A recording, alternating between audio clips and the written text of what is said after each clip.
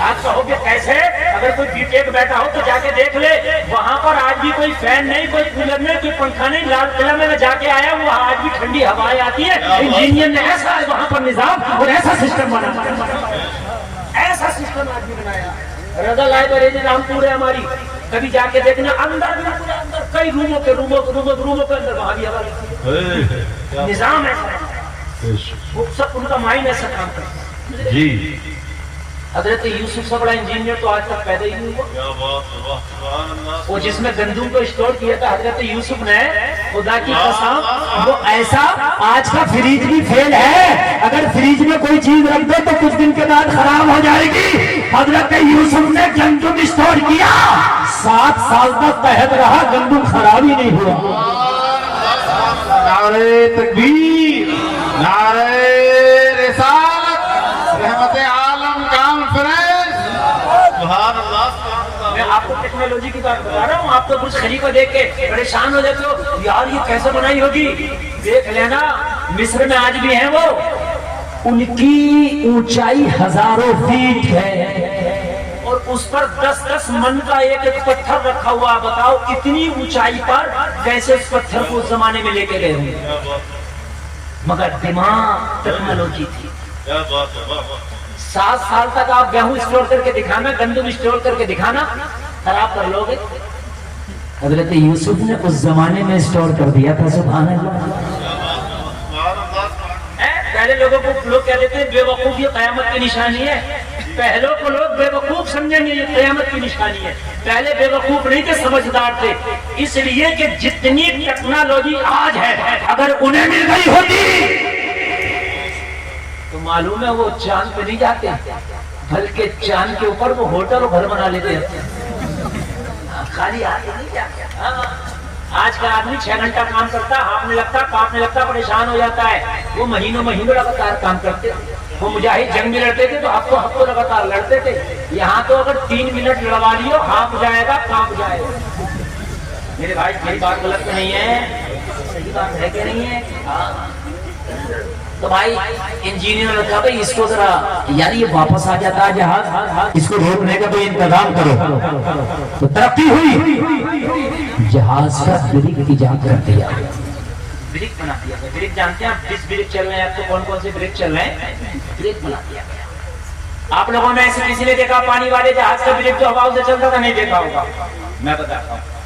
वो ब्रिक कैसा था?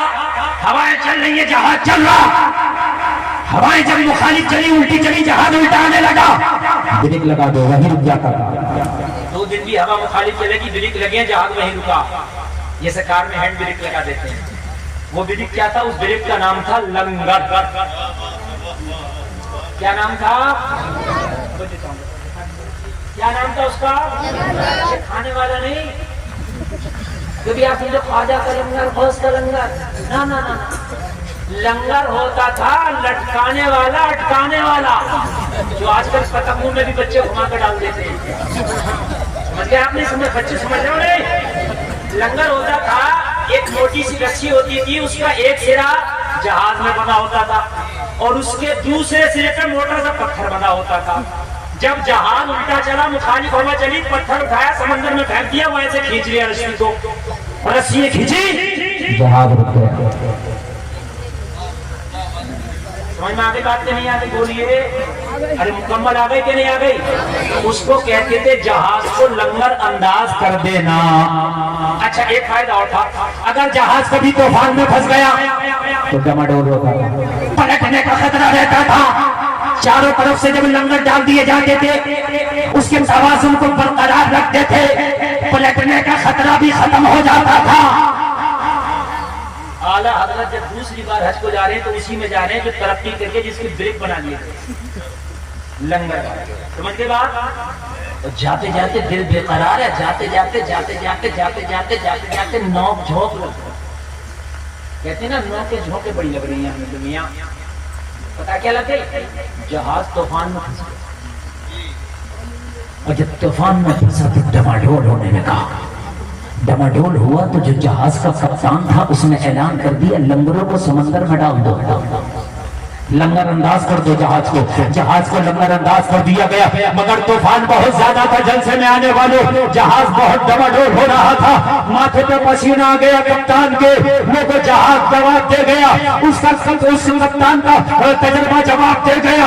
ऐलान कर दिया जहाज वाले, बहुत बड़ा तूफान है, जहाज डूबने वाला है, अपने अपने आप की हिफाजत करो। इतना कहना था, पूरे जहाज में चीखों पुकार मच गई।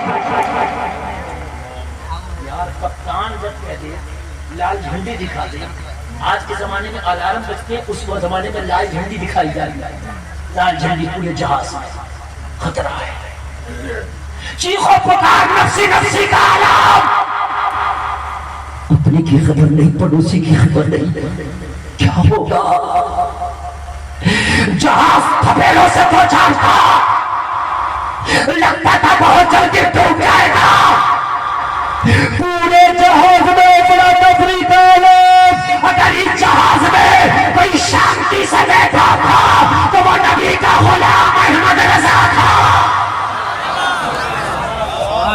नारे तकबीर, नारे रिसालत, मसलके आला हजरत।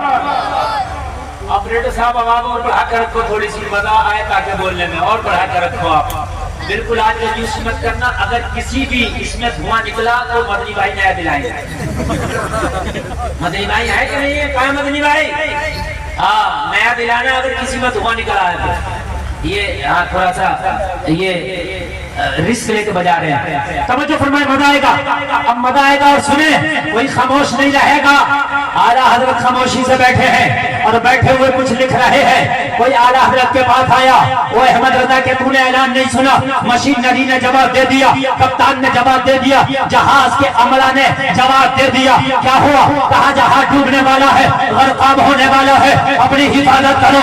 अहमद रजा सरकार कहते हैं, जाके कप्तान से कह दो जहाज डूबेगा नहीं, मदीने जाके तो मिलेगा।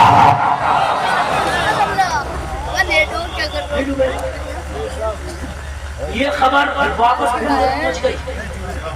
कहा कप्तान तू कहता डूब जाएगा, तू कहता डूब जाएगा, कप्तान कहता डूब जाएगा, अहमद रजा खान कहता चला जाएगा।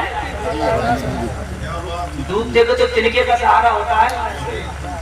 उस वक्त उसका जितना भी हमला था उसकी हाँ में हाँ कर रहा था, हाँ डूब जाएगा, लेकिन कोई एक मिल गया ना डूबेगा, कोई एक मिल गया। कप्तान ने अपनी सीट छोड़ी और छोड़ के बोला कोई बताओ कि अहमद रजा मिलेगा था। का आलम था, ये बताओ वो बैठा कहाँ है? आला हजरत सरकार की बारगाह में ला दिया गया। ये है अहमद रजा खान। अहमद रजा खान को देख के कहने लगा कि आप मल्लाह हैं, क्या आप कश्ती के ना खुदा हैं, क्या आप जहाज के कप्तान हैं, क्या आपने कभी लाइफ में जहाज चलाया है? आला हजरत सरकार ने फरमाया, ना मैंने चलाया, न कभी मेरे बाप दादा ने चलाया। तो कहा अहमद रजा फिर क्यों लोगों को कहते हो नहीं डूबेगा? फिर आपने किस बुनियाद पे कहा? कहा कप्तान तेरी बात मानू या मदीने वाले मुस्तफा का फरमान मानू। कहा कैसे? कहा मेरे नबी ने फरमाया सवारी का सवार हो तो दुआ पढ़ के सवार हुआ करो, हादसे से महफूज हो जाओगे। मैं वो हदीस के मुताबिक दुआ पढ़ के सवार हुआ हूँ। मुझे पता है लाखों तूफान आ जाए जहाज नहीं डूबेगा। कौले मोहम्मद कौले खुदा, फरमान न बदला जाएगा, बदलेगा ज़माना लाख मगर कुरान न बदला जाएगा। नारे तकबीर, नारे रिसालत, मसलके आला हजरत हज़रत अल्लामा मौलाना मुफ्ती गुलफाम रज़ा साहब क़िबला। अल्लाह आपको सलामत रखे, लेकिन सारी नारा की जिम्मेदारी मौलाना कलीम साहब ने नहीं ली है। कोई नौजवान खड़े होकर नारा लगाएगा, बात इश्क की चल रही है, और अगर आशिक हो और दिल इजाजत दे तो खड़े होकर लगाना। अब सुनो, आला हजरत ने कहा मैंने दुआ पढ़ा है, अल्हम्दुलिल्लाह सुब्हानल्लज़ी सख्खर लना हाज़ा व मा कुन्ना लहू मुक़रिनीन। सुभान अल्लाह। सफर की दुआ है, याद कर लो। हर आदमी कार मोटरसाइकिल चलाता है, ये सफर की दुआ बहुत से लिख कर लटकी रहने देते हैं। अपनी कारों में लटकाने से काम नहीं चलेगा, पढ़ने से काम चलेगा। समझ रहे हैं? बहुत से लटकाने पे लिखी हुई होती है, लटकाने पे नहीं, ये छोटी सी दुआ है, इसको याद कर लो। अल्हम्दुलिल्लाह सुब्हानल्लज़ी सख्खर लना हाज़ा व मा कुन्ना लहू मुक़रिनीन।